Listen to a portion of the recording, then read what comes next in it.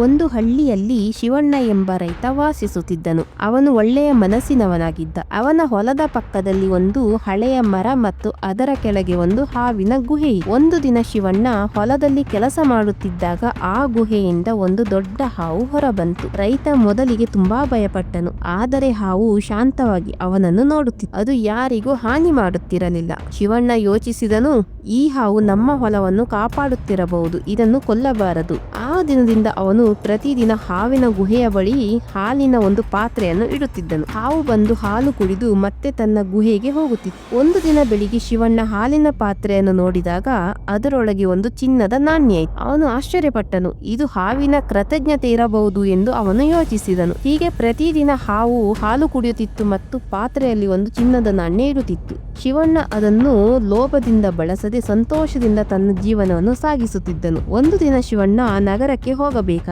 ಅವನು ತನ್ನ ಮಗನಿಗೆ ಹೇಳಿದನು, ಹಾವಿಗೆ ಹಾಲು ಕೊಡಲು ಮರೆಯಬೇಡ, ಅದು ನಮ್ಮ ಸ್ನೇಹಿತ.